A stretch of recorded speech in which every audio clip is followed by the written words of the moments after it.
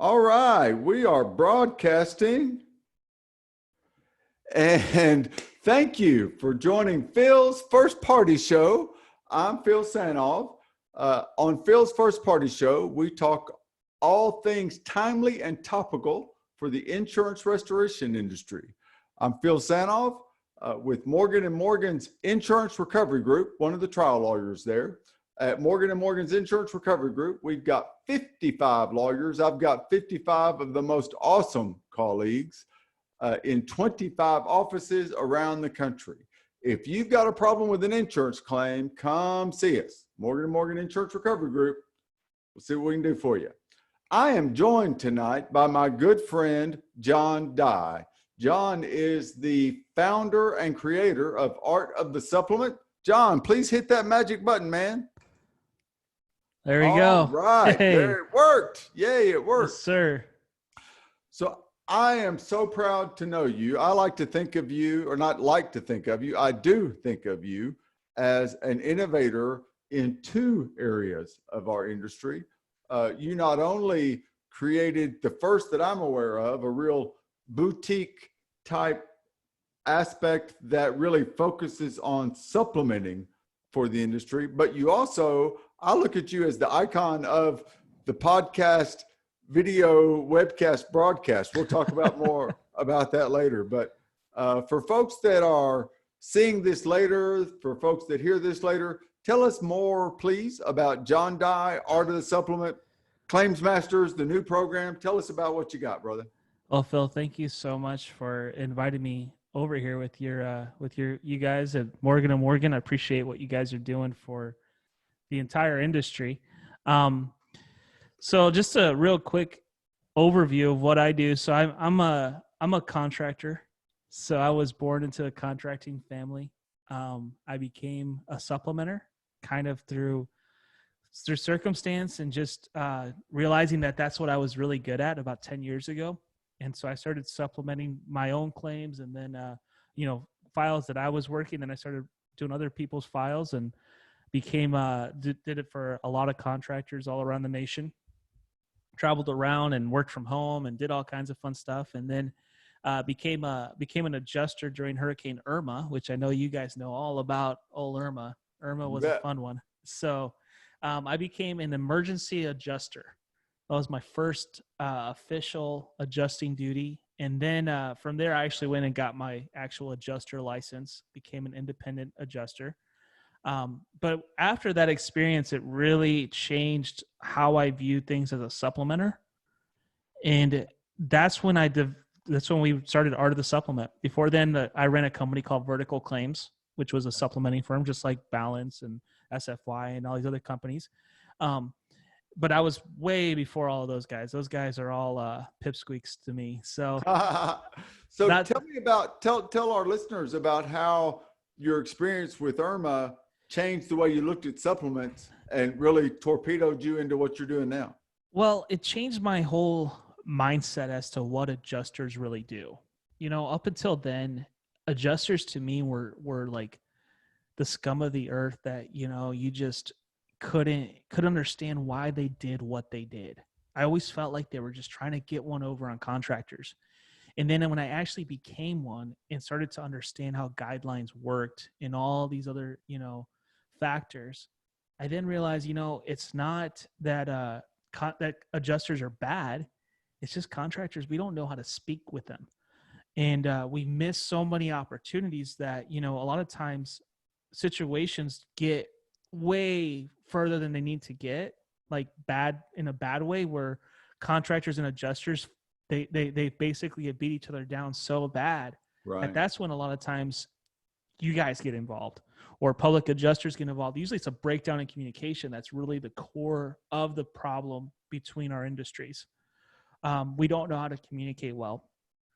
And so once I learned what an adjuster is actually dealing with and how their world really works and how guidelines exist and how justification is such a big deal to them, you can't just ask them for something and expect them to pay it.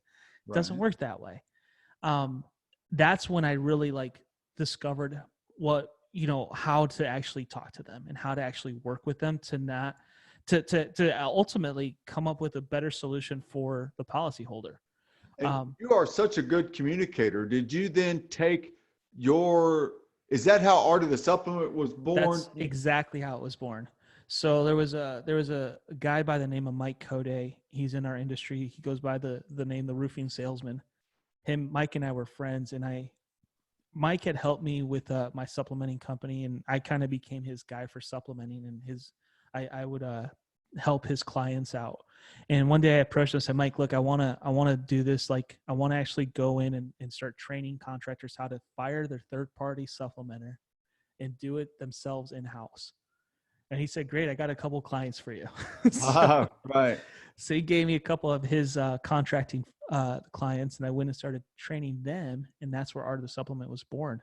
So was that around 2009, 2010? No, this was recent. That was I became a supplementer, a third-party supplementer around that time. Okay, but it was way more recent in Irma that you started Art of the Supplement. No, okay. It was after Irma. So this was 2 years ago that Art of the Supplement was born. So in January of 2018.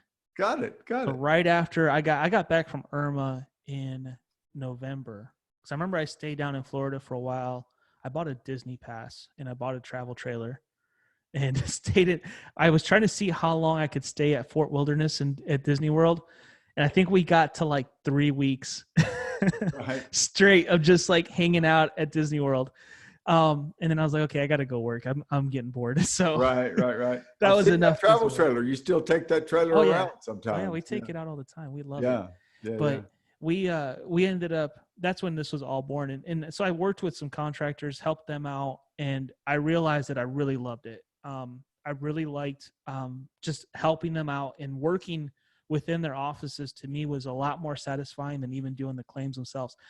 Supplementing work is not easy because it's really monotonous and it requires you to be really focused. And, I mean, when I was doing this full time, I would have anywhere from 100 to 150 files going at all times.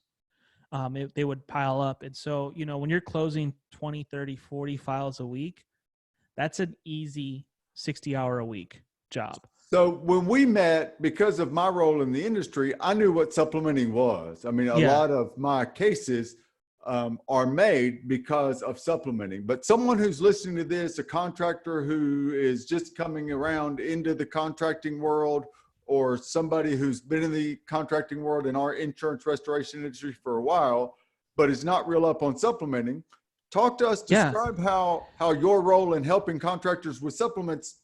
Give us some background. Well, the whole reason I even discovered that this was a problem was when I started selling my own jobs, and I realized that there were certain things that contractors were doing and not getting paid for. And that's what supplementing really is. It's going after your actual cost incurred and auditing claims using the same terminology and different, the same lingo that insurance companies use. And that was that communication gap that you were mentioning. Big once time. You became an adjuster. Got it. Yeah, I became much better at it after that because I was able to understand that guidelines exist. They exist for a reason. I'll talk about that in a minute. But and it made it a lot easier. But as a supplementer though, what I learned as a contractor was that I was doing all these things. I wasn't getting paid. And insurance companies just expected, well, you would do this work otherwise for the same amount of money. So let's just say hypothetically that they wrote us a check for $10,000. They say, well, you would normally do this job for $10,000. Why does it matter that you're not getting paid for the drip edge or the ice and water shield or all the little line items? And I said, yeah, I would do this job for $10,000 in a retail setting where I only had to go out and meet with the homeowner one time, then go back out and do the job and walk away with a check that same day and go home. But if I'm having to float this deal, do all these additional things, meet your adjusters, go through your estimates, it's going to take me a month and a half to get paid. My sales cycle now went from being a week to being 2 months. I don't think I would do it for the same amount of money. Number one. Number two, you guys created this system called Xactimate that tells us every line item that we should be billing for. Why don't you guys just pay us for every line item that we're actually doing? And that's where the whole conversation started, because inside of me, I'm a contractor by I'm fourth generation, fifth generation. Like, this is my dad, my grandfather, my great grandfather. Right. It goes all up the line. one of the things that we learned as contractors, as this is our trade, this is my family's trade, is we don't work for free. Right. You get paid for all the work that you do. You don't, if you're going to install drip edge, you should get paid for the drip edge you install, period. And that was the deciding point for me, that this is something that's an issue. I didn't understand why that issue existed. I just knew that it was an issue. And that's when I became an expert in understanding how to get insurance companies to properly pay for everything that we needed as contractors on basic stuff. Because I mean, on a $10,000, $15,000, $20,000 claim, I don't think Morgan & Morgan's too excited about that claim or taking on a case like that. Neither is a public adjusting firm. And it's not to say that Morgan & Morgan wouldn't take it on, but it's something that if you can get it done yourself, I'm sure you would much rather the contractor do it themselves, just by having a little bit more basic understanding. I have to give ourselves a shameless plug here, John. Morgan & Morgan Insurance Recovery Group. Come see us. We'll help you, man. Anything you got. Come on, let us take a look. You know that I would absolutely send you guys everything, if we could. But the reality is, though, I want to make sure that you guys are really dealing with true bad faith situations. An insurance company, using guidelines, which I get it. Like, guidelines make sense. I understand why insurance companies use them. I've worked for a lot of contractors, and I know that there are contractors that don't always replace the step flashing. I know there are contractors that reuse the drip edge. I know that these exist because I've worked for them. I've seen their files, and I've seen that they don't always do what they say they're going to do. So that gives insurance companies the license to implement these guidelines, because they have enough justification at that point. If the burden of proof just falls back on the contractor to say, hey, look, I am going to do it right. Here's our photos. Here's everything we want. Here's everything we're doing. If you want to, payable when incurred, however you want to write it, that's fine. We're going to do it. We'll be happy to give you the proof that we did it. We just want to get paid for everything we do and be honest and ethical and transparent about it. Then at that point, that puts the onus on the insurance company to then say, okay, yeah, you guys are doing the right thing. Right. We're not going to, use our guidelines. Our guidelines are not, it's a guideline. It's not the law. It's not something that's like, it's a suggestion. Well, and you're such a good communicator to be able to train in your boot camps and in your supplementing training, to be able to teach folks how to communicate it properly and get paid right. It's such a natural role for you to step into. Well, and that's what we focus on more than anything else, is communication. If a contractor comes in guns blazing, trying to make a point or create a situation to where, because at the end of the day, like, a contractor's they have nothing to do with the insurance policy or the actual insurance contract. Right. They're a third party. The policyholder, they care, but the contractor really has no leg to stand on. Okay, they're not going to go on. They can't demand anything from anybody because it doesn't matter. They're not going to get it. They have, there's no bad faith. The insurance company can tell the contractor they're going to pay in the moon, and it doesn't mean anything if they don't. It's not part of the contract. But a homeowner, they do. So having contractors understand that, number one, this is our role, and it's just basically going the extra mile to help an insurance company understand what's actually happening, is all it really is. It's just taking a few extra steps, stepping back and understanding their point of view and why they need it, why those shareholders aren't going to let them just write checks to anybody at any point. Like, you got to have some proof for it. And how you communicate that is the key to this. Today I was working with my masterclass students. So I have a masterclass, a small I want group. to talk about that. Talk a little bit about what I learned today was that your Claims Masterclass has started.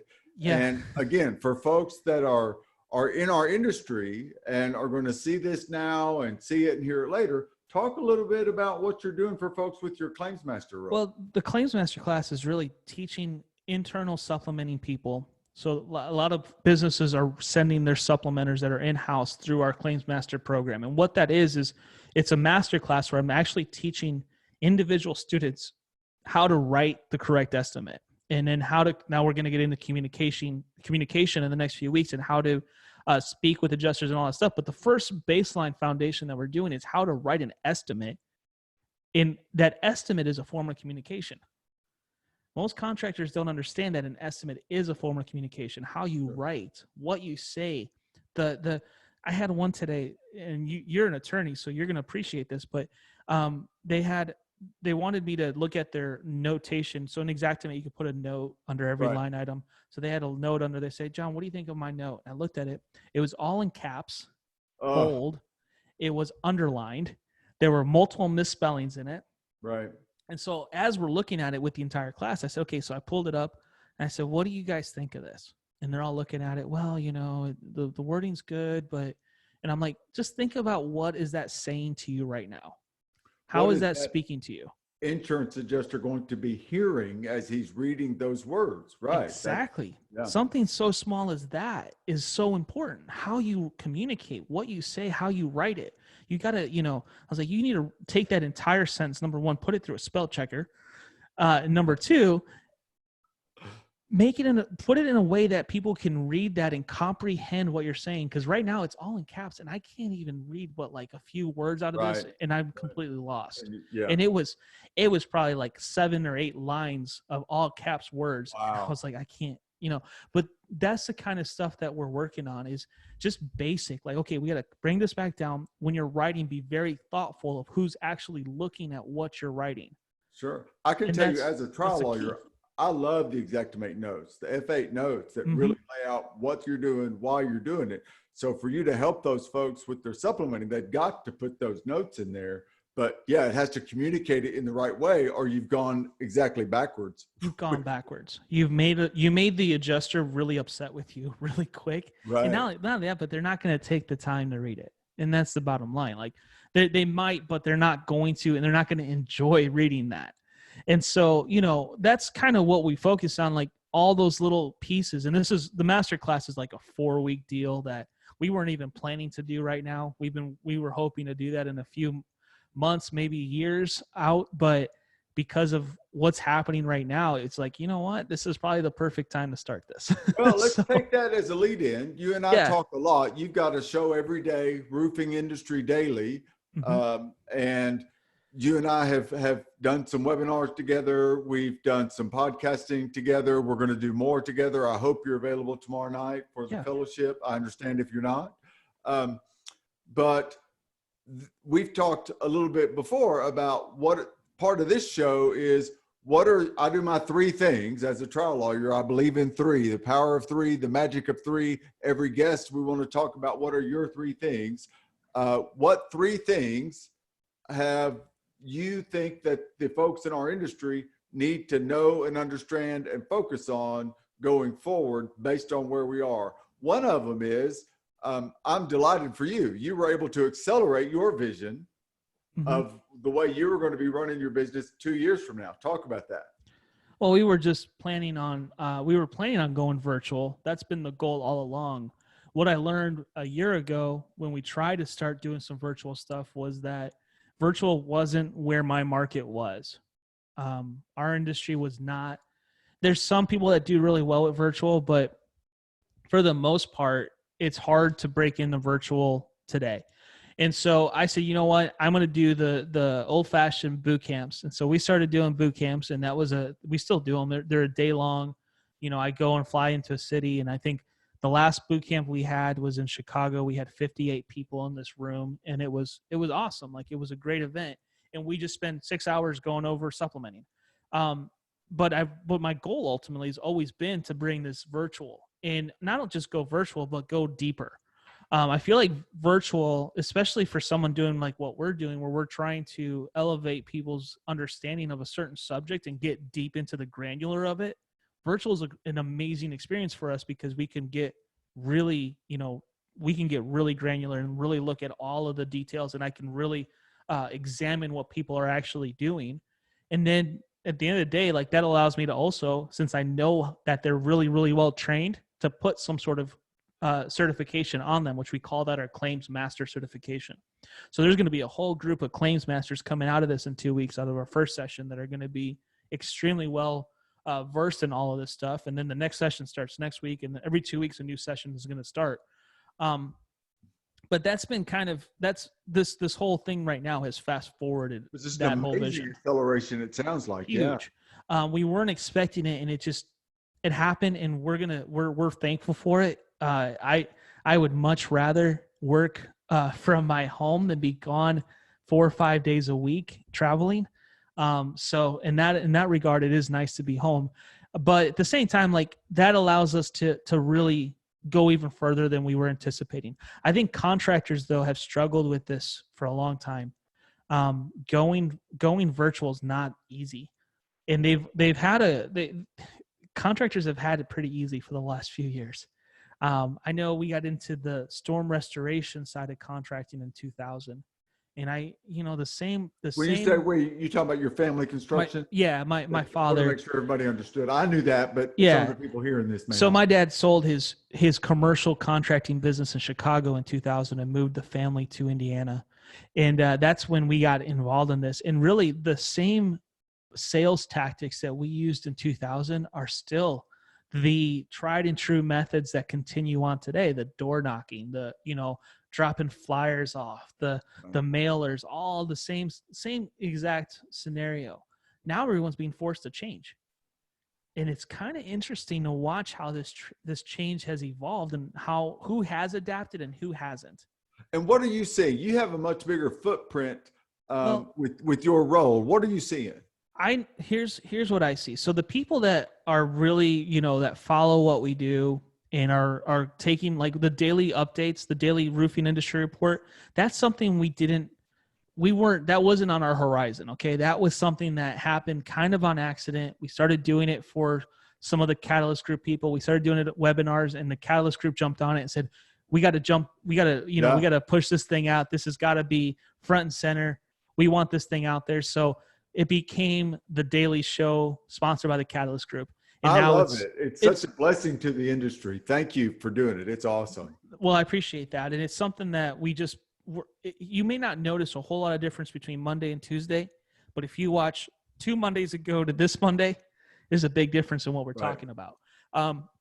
Just in general, in content, not talking about production. There's a big difference in production too, because I've been working on that. But I'm saying that's in content, the part that I've noticed too. Yeah.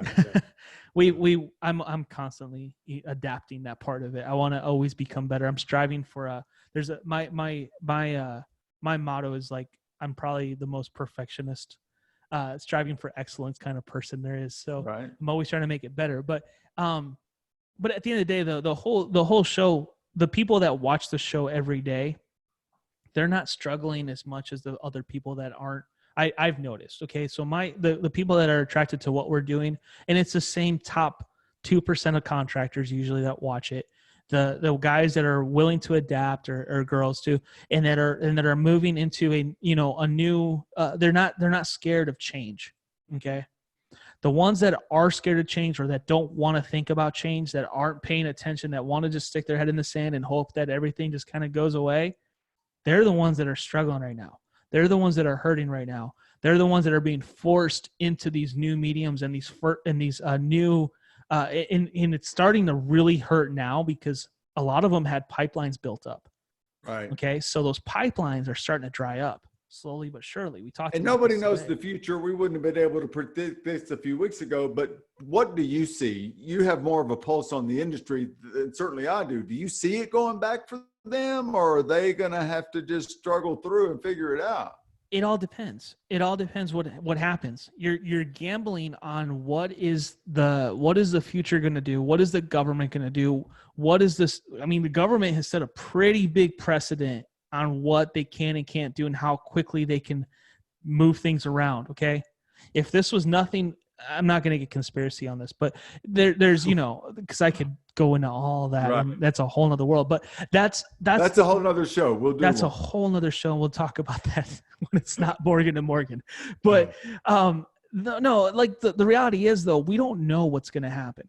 I mean, what if this thing lasts for another 6 months? What if they don't open things up for another 6 months? Now, thankfully, it looks like they're trying to open it up, but let's say they don't. Where does that leave us? And let's say that they open it back up and then they shut it back down again. Let's say this thing, there's a second wave on this. Who knows what could happen, right?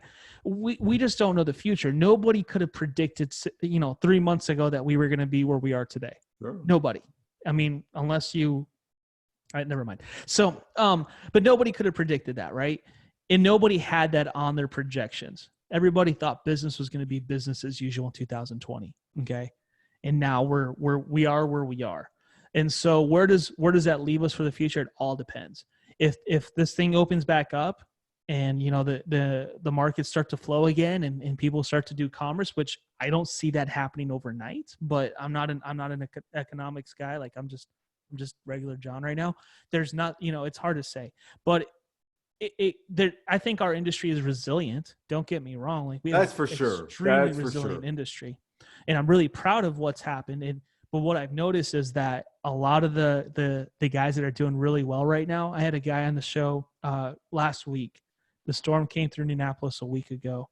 Not this last. We actually had two storms now. Yeah, you had two. We got two. So the first one came through. This guy got on the show the day after, the 2 days after the storm, a couple of days.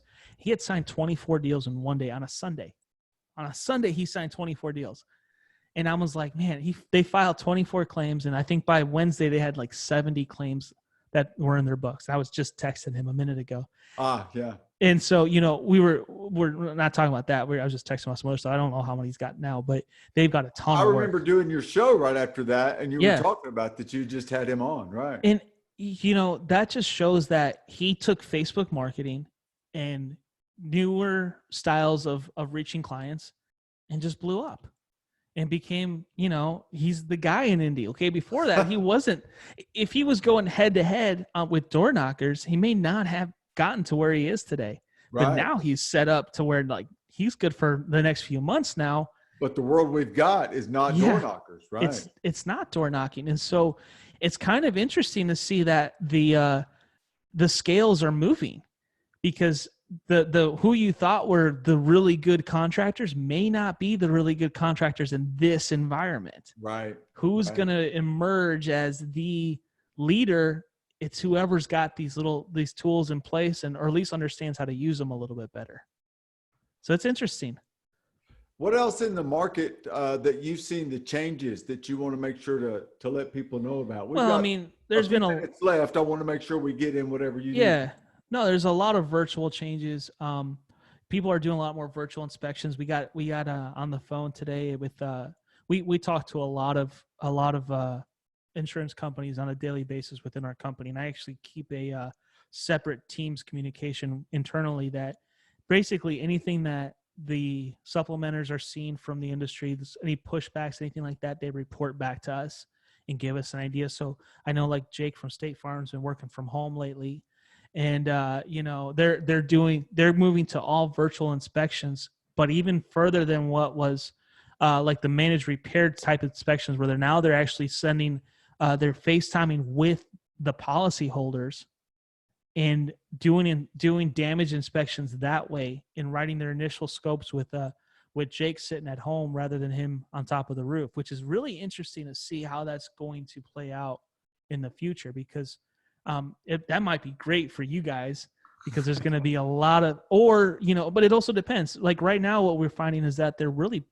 being really liberal right now. I don't think that's going to stay that way though. They don't seem to like to do that for very long. Well, and I've heard that you and I have both heard that from a few of the contractors and public adjusters that we know, that they're being liberal, they're getting the claims paid, they're being more reasonable, which is good. Thank goodness. Yeah, that's what we would all hope for. It's good for the policyholders for sure, which is what matters ultimately.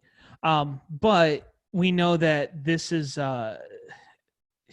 it just depends. I mean, Eric Kepler was on my show last week, and he said something along the lines of, when the markets are down, the carriers like to pay out more. When the markets come up, they tend to like to hang on to that money because it's making them more money. So who knows if that's really what's going on, but we'll see. I mean, we all have to just kind of watch and see what happens and be vigilant and pay attention. I think this is a time where everyone needs to pay attention. They need to be really focused. This isn't a vacation. Right. I feel like I've worked harder the last few weeks than I would normally work. And I felt like the first 3 months of the year it was 5 cities a week for me. You were humping it, man. You were grinding. We were on flights. I think I hit my my status for Delta already in the first month of the year in January for 2021. I had a couple of trial settings, and so I wasn't at all the conferences, but I remember us talking about all the road trips that you had.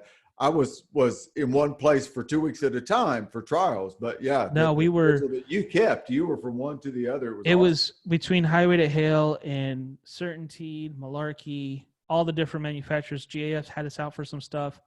There were weeks where I was in 5 cities. Yeah. Monday, different city every day.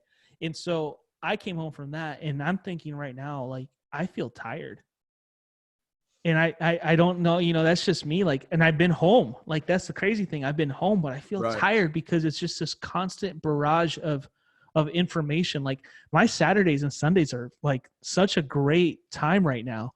And so I've never felt that way, because I always felt like, I was really good at managing my time and still feeling like I got enough rest. But right now, this has been more work for me than what we were anticipating. I think most contractors should feel that way, because you should feel so much as a leader. You should feel like you have to stay informed. You've been such a blessing to the industry. When we need to know something, we know we can go find what you're doing, find you, call you, talk to you. It's just the blessing that you give to this industry is overwhelming. Speaking of which, I promised you, as I do each Tuesday and Thursday, whoever the guests are, that at about 30 minutes, I give you your life back. And so we're coming up on, we're a little bit over 30 minutes. And so before we go out, I do want to give you the chance to let folks know how to get in touch with you and anything else you'd like to say for folks to know from you on the way out. Well, Phil, I'm just going to say that I really appreciate you and what you're doing for the industry. And I appreciate your friendship and getting to know you better. As far as we're concerned, we're doing a daily show every day. It's on the Catalyst group page. It's on my LinkedIn profile, John Dye. And because I have LinkedIn Live, so we try to take advantage of that. And then it's on YouTube as well on our Art of the Supplement page.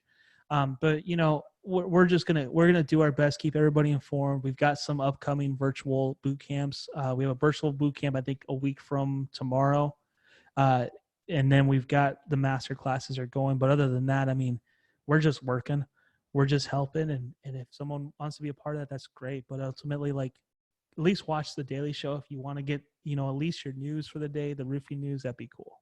I want folks to know that if you are a roofing contractor, if you are in the insurance restoration, yeah, that's my alarm. I remember that. I remember that sound. Yeah, you've heard my alarm go off a few times. Yeah, I've heard it. If you are in the insurance restoration industry and you are not looped in to getting your info from John Dye and doing Art of the Supplement and understanding all the value that he can bring you, then you are doing yourself a disservice and your customers a disservice. Get to know John Dye if you're a contractor in the insurance restoration industry. I appreciate that. And brother. I'll do my best to, I don't know. I'll do what I do. So I'm grateful to you, brother. I appreciate you being here on Phil's First Party Show. Yes, sir. Where we talk about all things timely and topical in the insurance restoration industry. And I like the backdrop, Bill. Thank you. Thank you. Great. Our buddy Joseph Hughes. I have to give our buddy Joseph Hughes credit for the backdrop. I like it. Get me some. Well, I give you credit for the mic. So, we've talked about the mic is production value improvement from you. Joe gets credit for the production value added for the backdrop. Excellent. I love Joe. He's a great guy. He's a great guy. So, does a lot for the industry too. Yeah, he sure does. He's doing a daily show, I think, as well. So good for him. And he's helping contractors. I think marketing is the most important thing you should be focused on it. Obviously supplementing, I think, is extremely important, but marketing is important too, but getting paid is important too. So they both go hand in hand. Marketing and supplementing, the two most important things. There you go. For the roofing contractors. All right. Yes, sir. And then showing up for Phil's First Party Show. That's absolutely true. So, all right, brother. Well, listen, I'm grateful to you. I know I'll talk to you soon, probably tomorrow. Yep. But again, thank you for joining us on Phil's First Party Show. Thank you. All right, brother. See you soon. Appreciate it. Yes, sir. Thank you. You bet.